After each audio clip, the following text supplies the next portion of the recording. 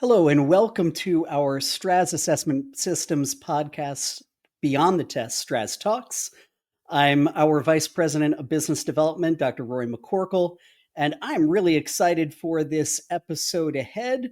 For those who aren't familiar with Strasz, we're a provider of technology as well as test delivery services to the credentialing space. However, our conversation today is going to be a little more broad in talking about the role of foresight in the association space. And of course, knowing that many of our credentialing bodies are associations, I certainly think this topic will be both timely and informative as we are in our current, let's say, very fast moving environment with a lot of changes going on. And indeed, we have two spectacular speakers here on the podcast. I'm so pleased to have with us Danielle Duran Baron, who is the Vice President of Marketing, Communications, and Industry Relations from the School Nutrition Association, and Tommy Goodwin, who's the Executive Vice President for the Exhibitions and Conferences Alliance. Danielle and Tommy, welcome to the podcast, and thank you for being on. Thank you, Rory. Great to be here. It's great to be here. Looking forward to the conversation. Well, I have to tell you, so am I. This was a topic that certainly got a lot of play at the recent ASAE annual meeting, and I know that your session on the topic went very well, so excited for you to share your wisdom from that. But first, our listeners always like to hear a little bit about career journeys, because many times folks in our space don't necessarily get out of school with the intention of, I'm going to be a testing professional or I'm going to be an associations professional. So, Danielle, could you tell me a little bit about what led you to work in the association space? Sure, absolutely. And I think you nailed it. Like most of us, I kind of came by chance to associations by chance. It was almost like a natural transition. I had done work globally in the private, the for-profit, and the global space, government space. So when I moved to DC almost 20 years ago, I've always been in the communications, marketing fields. And, there's with so many associations here, I ended up with the first one and then the second one. And then I say that although I came by chance, I have made a very conscious decision to stay. So it was, and I found in associations a home because, it kind of like the mission driven part of it's very meaningful to me. I think sometimes we take for granted, but I also like the strategic complexity. There's so many moving layers. We always say in associations, if you've been in one association, this one association, and then your next job at another association is completely different. So it's always something new, something to learn. And I absolutely love the community. Well, couldn't agree more. And I know for many of our folks who are testing professionals, they would have the same things to say about our space. So really appreciate that, Danielle. And Tommy, how about you? Yeah, so my journey started in Washington, D.C., which is sort of the global capital of the association world. And, I kind of lived in this space, which was the intersection of, business, government, and social impact, and had done some lobbying work for a while. And then I joined this small association about 20 years ago called AARP.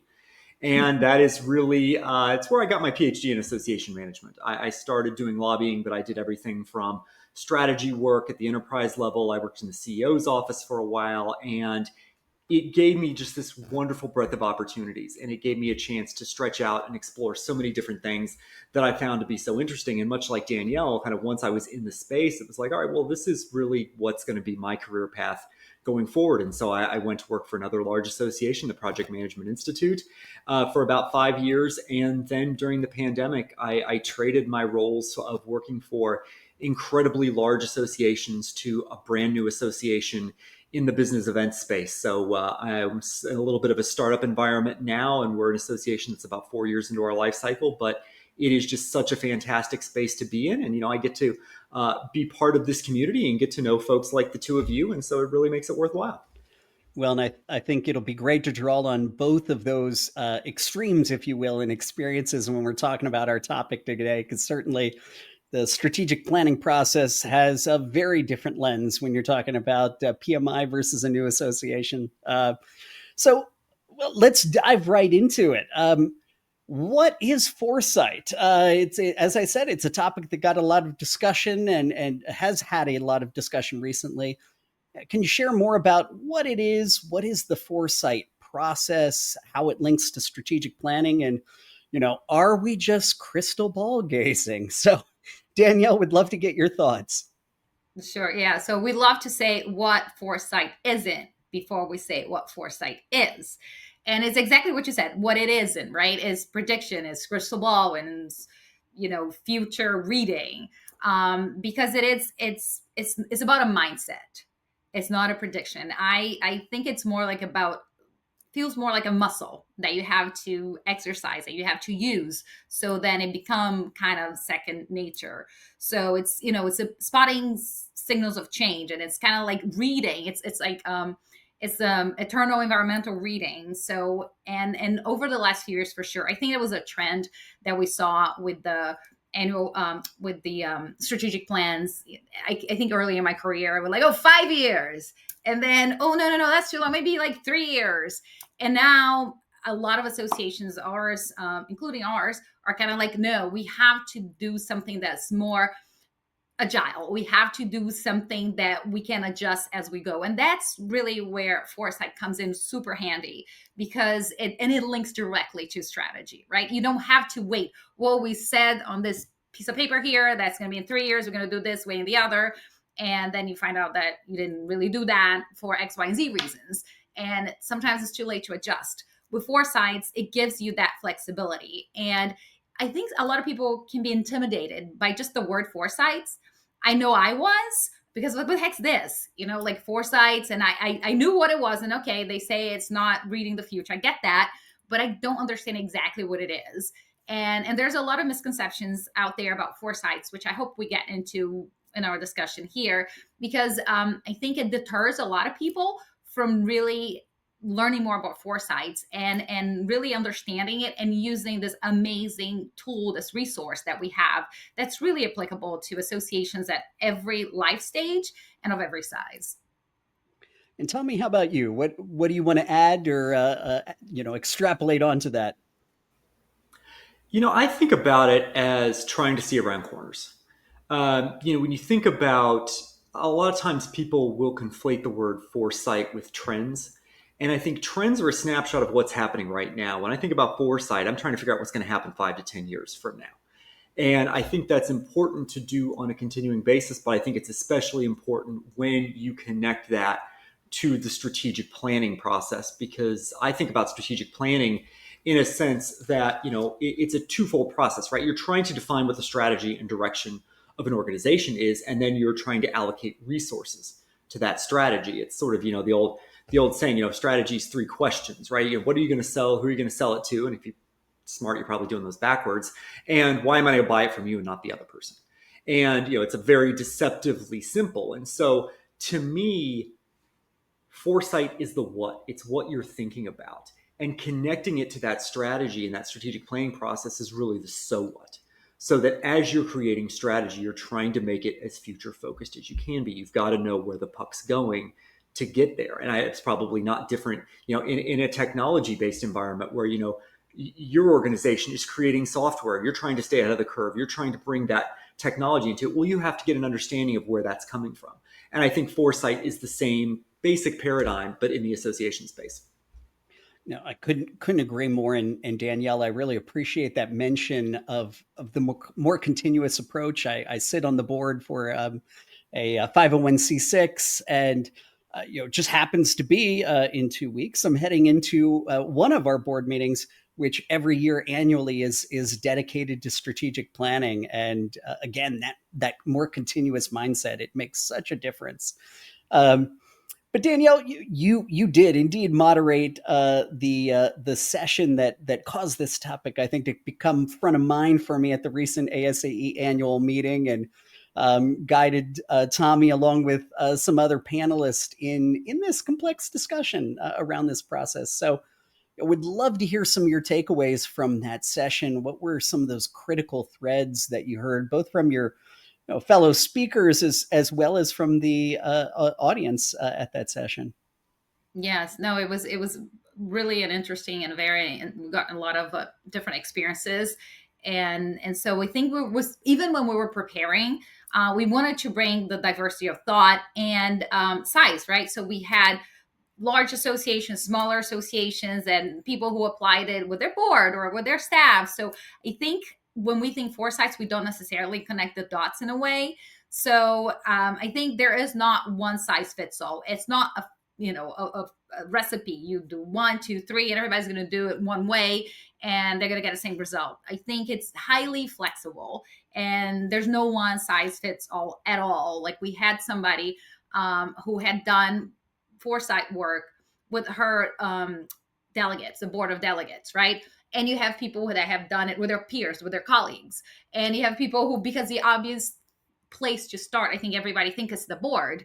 And sometimes that's great. That's where it's needed and you can start there. But other times you have other places where you can start. Maybe you want to start small and you kind of like, get your training wheels on and see how you're going to go about this. And maybe you can do it with your staff, right? With your department. So that's why we really emphasize the fact that it is a mentality. It is a mindset. The other thing that became really obvious is how collaborative it is. You cannot do foresights in isolation or in your own silo, in your own bubble, because we're trying to do is to read, what's going on around us. And if you're only navel gazing, how good is that going to be, right? So the more voices you can bring together, the more perspective you welcome, then, the better your results will be. And I think you can say foresights, the work is always relevant, but I think arguably I'd say that's never been a better time than now, because in midst of so much disruption, all the playbooks, Tommy and I talk about this, like the lobbying, right? And you had your playbook and you had those relationships that you had cultivated over years, sometimes decades. How everything kind of worked. It had changes, right, with different administrations and all that, but there was some sort of like a ritual that you would do, like some sort of like a map that you'd follow, like some framework. That's out the window. So how do you go about this, right? So I think if you're looking at this with a fresh perspective, right, with that kind of mindset, like what am I seeing, and how is this thing plus this thing impact me not only today but 3 years from now, 5 years from now? So I'm playing the long game. So I think in those times of turbulence, there's never been a better opportunity to engage foresight, because it will give us a fighting chance. And it doesn't happen overnight. That's something that we realize too. It's not like a switch. Oh, I'm doing foresights now, and then I wasn't in the past, and now it's like, hey, exactly what you said, Rory. It's a continuous process, right? So you have to celebrate that. You have to build that culture of foresights for that to work. Well, and yet, Danielle, I'd love for you to speak about very briefly, and Tommy, if you want to weigh in also, how do you find you equip, whether it's staff or volunteers, right, to enter into that mindset? What goes into that from the perspective of making that a reflex, a muscle, versus this special activity that we do once every couple of years? And it's so scripted. I'll say one word and I'll shut up, and then Tommy, you come in. So for me, the word that I would use is curiosity. So I'm no expert. I'm curious. I understand that you're no expert. So together we're gonna figure this out, and it's gonna be a point that maybe I don't know, and you would, and then maybe neither of us will know, and then we'll figure it out. So I think curiosity is key, and knowing that everybody holds a piece of the puzzle, and and that's how you build that mindset, that muscle, and it gets easier. The complexity never goes away, but I think the process does. It gets easier. Tell me what. Yeah, go ahead. No, I think that's absolutely right. I think you are building muscle memory. It's almost like, a baseball player getting in a batting cage and, getting the reps in and doing something over and over and over again till it becomes second nature. And that's really what you're looking for here, because I think Danielle brings a really good point in around curiosity. I think when you've got whether it's at the staff level or at the volunteer leader level, you've got people willing to kind of get out of that N of one environment and think expansively. Your strategic plan or your roadmap is only as good as the inputs into it. And if you're closing off inputs to it, you run the risk of creating something that's subpar, and it can veer your organization off course. And so I think it's exactly that, right? You want curiosity and you just want repetition to be able to build that muscle memory so that you're able to be flexible and you're creating that agility that's so important to have these days. Well, I appreciate that, Tommy, and I'm going to come back to you actually, because one of the quotes that came out of that conversation was that for you in your newer association, this process really helped you, in your words, I believe, create a timeless strategic plan. So, would love for you to talk a little bit further about what makes what Foresight, played in terms of its role with regard to making that timeless, and how those Foresight drivers really shaped both the process and the output. I wish I could take credit for the timeless term, but it was actually handed to me by my board of directors. And the story sort of goes, ECA came of age in early 2021. So we were still in the very dark days of the pandemic. A startup association, we had a set of bylaws and a couple of ideas on a piece of paper, and we had to build out from there. And so we did our strategic planning all virtually, all remote, and during a time where the industry that ECA represents, the business event space, so conferences, trade shows, expos, there were none of them going on. And so we were trying to, in some ways, take a stab in the dark at what we thought the world was going to look like as we emerged from lockdowns. And within that context, the board gave me the directive that we needed a proper strategic plan, but we wanted it to be something that would persevere no matter what the external environment gave us. We weren't sure at that point in time if we were going to all as a society open up at the same time. We didn't know if some regions, some states, some countries were going to be ahead of others. We didn't know how much the pandemic changed behavior, particularly among people who come to events. And so Foresight for us was the place to start because it took us all and gave us a shared language and a shared framework. And we used the ASAE Foresight Works toolkit. And it really helped us think about some of the ideas that were going to drive change in the industry, regardless of what the outcomes were. We are an advocacy forward organization. We are political, we lobby. And so different aspects around society and politics were very important to us. We represent an industry that was in a very unique place. And so economic related drivers were going to drive what the future of this organization is. And so we had to take a step back and think, okay, what do we think is going to persist no matter what, right? The political conversation by that point was largely driven online. We knew that we were going to be playing in the world of algorithmic politics. What did that look like? We knew as we were dealing with some of the COVID-related backlashes that society-wise, we were looking at polarization. We were looking at distrust. We were looking at a one side versus the other. We almost sort of had this splintered society. And sometimes that breaks down along political lines. At that point in time when we were working, it broke down with lockdown, no lockdown, mask, no mask. We were dealing with all sorts of things we hadn't seen before. And that really also led to a sense of trust in institutions was really at a bit of a low point. So we thought all of those were going to carry forward in some way, shape, or form. I don't think we had any idea it was going to look like what we've seen in 2025, but all of that has been in some ways front and center. And then we were looking, economically at what was going to happen. We were dealing in a very, very interesting geopolitical environment. We had different countries in different parts of the world that were dealing with the pandemic very differently. And we're seeing different economic implications of that. China got hit early. China came back early. China was fully functioning by the summer of 2020. And so that put, a question in our minds like, well, is the industry going to start to transition there? Are we going to see more investment? Are we going to see more movement? And it helped us think about what trade flows were going to look like. Again, no idea what we were going to see in 2025 around that way, but we thought it was going to be one of the drivers. And so we put a lot of those lenses onto our strategic plan and ultimately created something in partnership with the board in a very iterative, very co-creative process that they ultimately approved unanimously. They were very much in favor of what we put together very early on.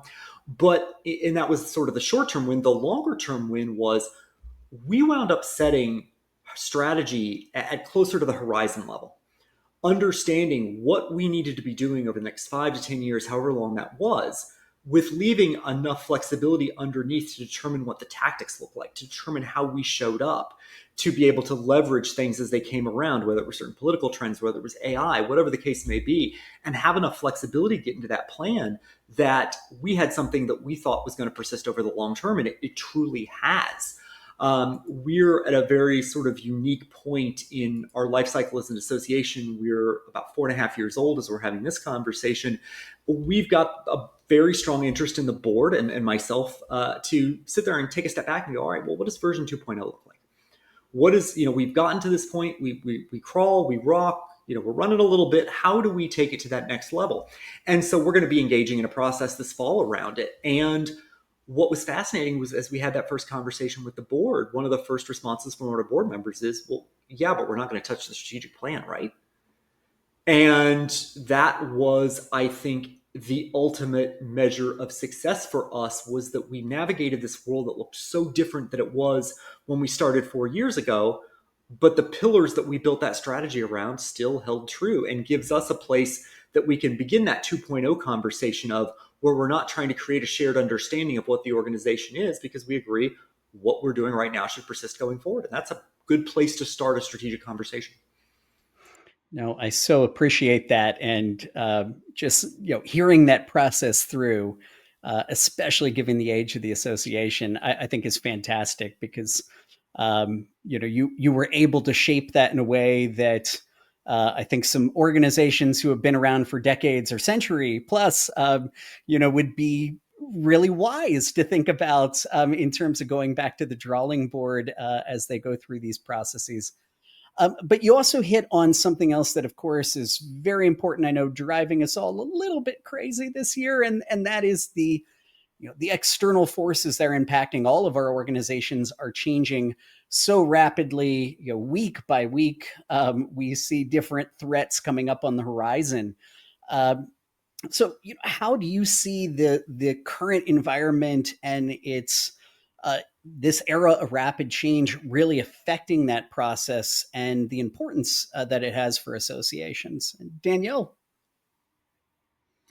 I was waiting for Tommy to say, because he certainly sees more globally, where he's now SNA, we're US based, but even then it's so interesting, the landscape that we're dealing with now, as states seem to gain more authority. You heard Florida yesterday with the vaccine mandates, and we'll see that, because the School Nutrition Association, we represent our members who are pretty much everybody involved in school nutrition, from the people who make and serve the meals in the schools, to the COO types that make all these multi-million-dollar purchases.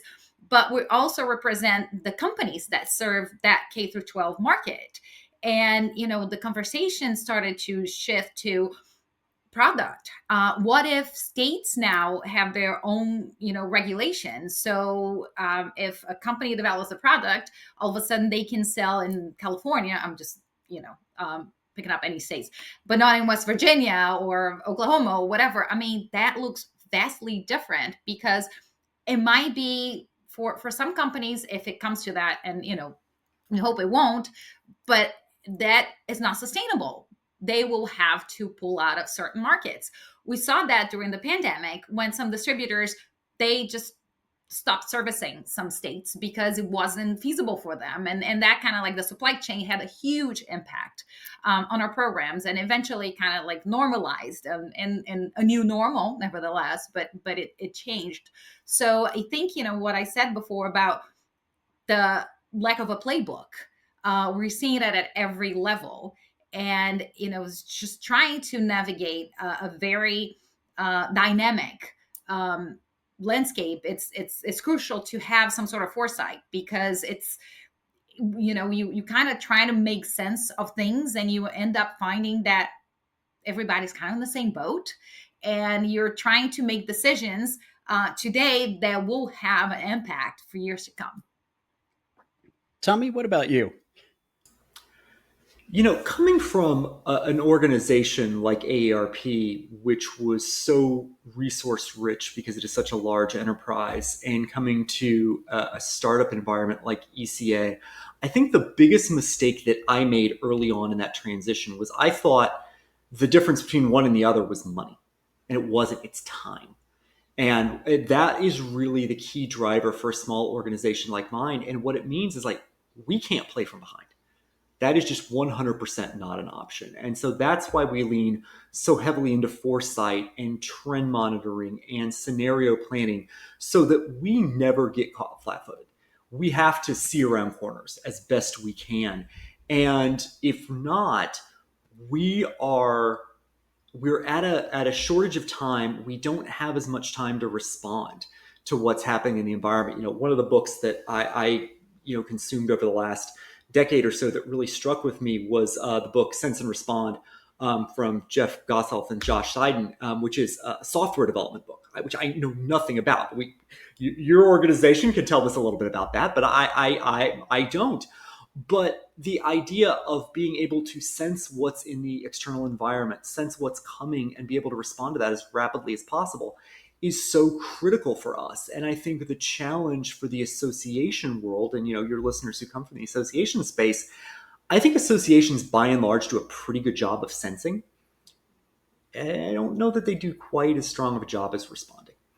And if you're not scenario planning, if you're not leaning into foresight, you're going to get caught flat-footed by what happened. And Danielle sort of mentioned, ECA lives in the political space. We had scenario plans written out for the 2024 US presidential election. And when the returns from Door County, Wisconsin started coming in at about 10:30 Eastern time on election night, I could tell my board within an hour what the plan was going to look like for 2025.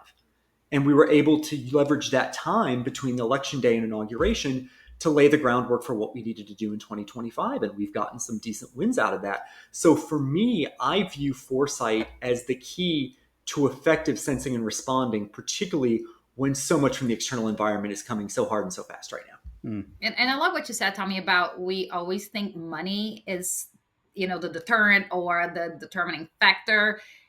And it really isn't. And I think sometimes associations, organizations that have less of it are actually in a better position because they know we got to be scrappy here. We got to be resourceful. We got to be quick. So we don't have the luxury. Oh, let's get all together and, what do we have? And hire these consultants. Let's issue this RFP. You don't have that. And so that ends up working in your favor in situations like this.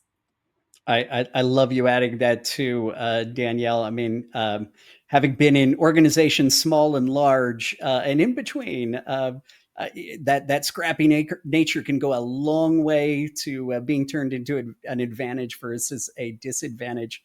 Well, before I get to my last question, just a quick hit here. I do want you guys to hit on those misconceptions since we brought those up earlier that we're not crystal balling, we're not navel gazing. Tell me about some of the other, common misconceptions you guys have heard out there when talking about this issue. I think money is one of them. I have to be a large association. I have to have a bunch of money because I have to hire very expensive consultants that are going to be doing this work for me because I have to do it very big and I need to make a splash. And during our session at ASAE, Andrea Witters, who's the director for Foresight at ASAE, she says, I use that with my peers and my budget is $100 and I do a couple pizza parties. So it's, we're talking about being scrappy. So what do you want?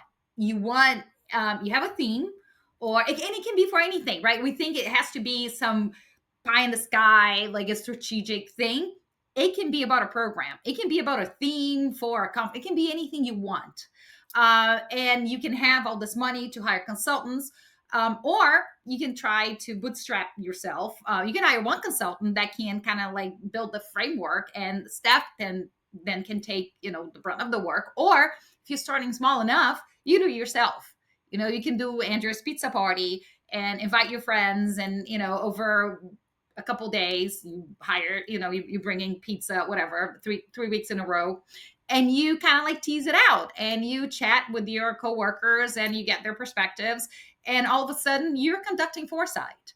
So maybe we go back to building that muscle memory. So, Foresight's this thing that you thought was so daunting and was so complicated, and we need all this money and all this expertise. We just broke it down into something very small and feasible, and you did it. So pat yourself on the back. Congratulations. I think Danielle brings up a really interesting example there. And I think one of my biggest learnings about the idea of foresight is there's really no wrong door to walk through.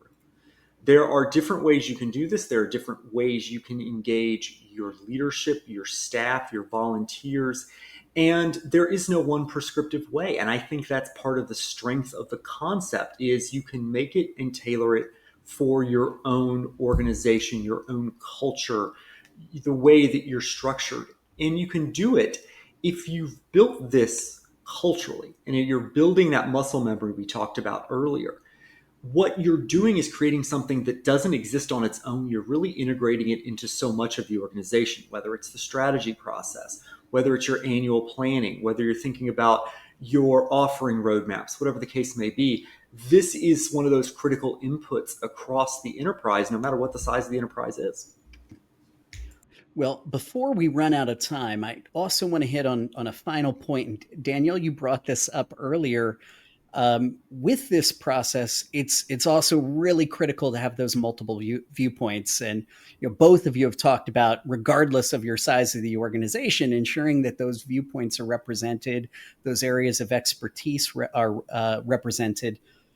How can this also be a tool to, again, to borrow on what Tommy just said, not only engage the staff of the association, but also build that competency throughout the organization at all levels?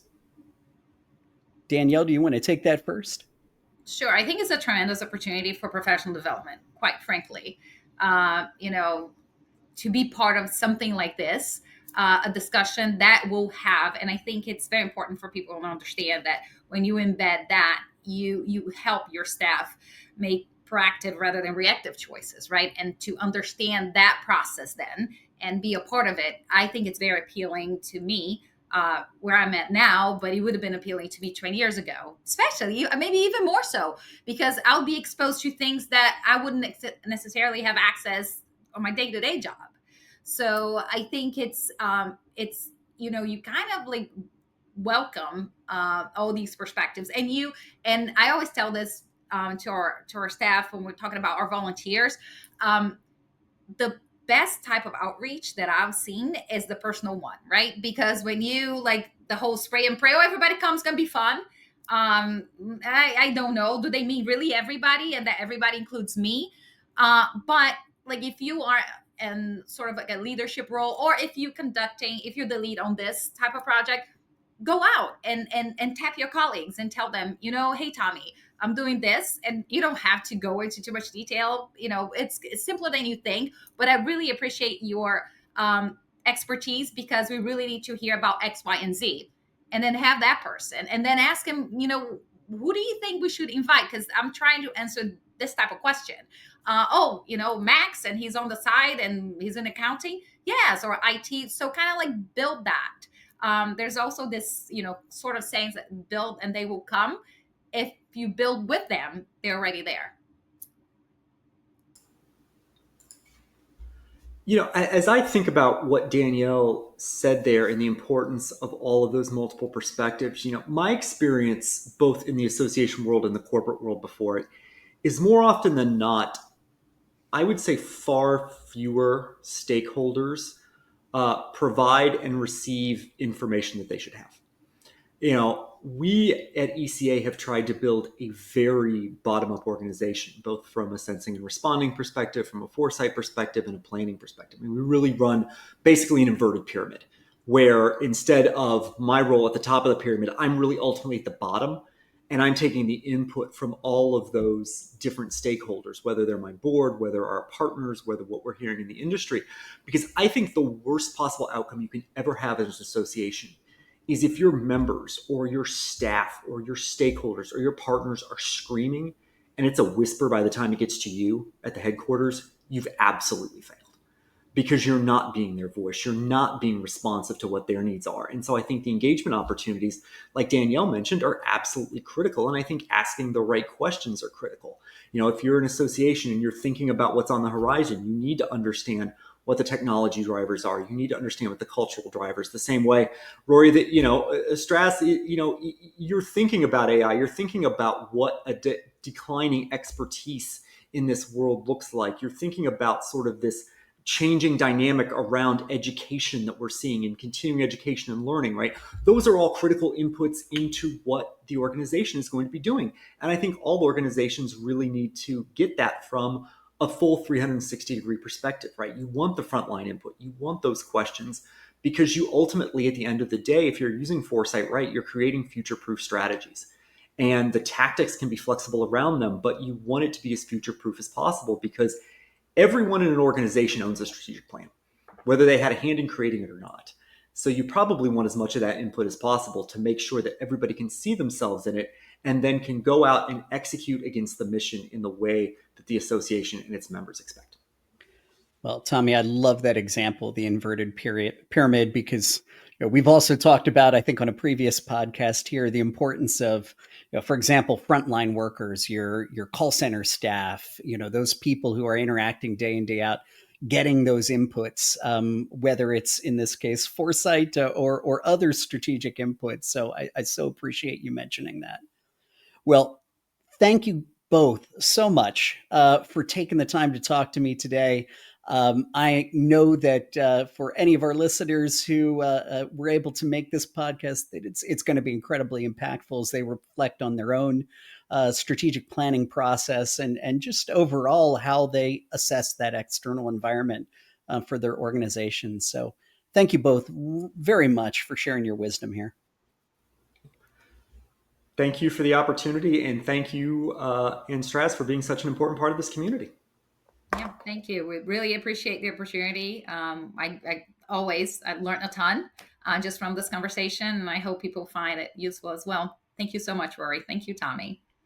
Well, and to our listeners, thank you so much for your time, for sticking with us during this conversation about Foresight. We will have our next podcast episode out in 2 weeks. So I look forward to seeing you then. And in the meantime, be well and see you soon.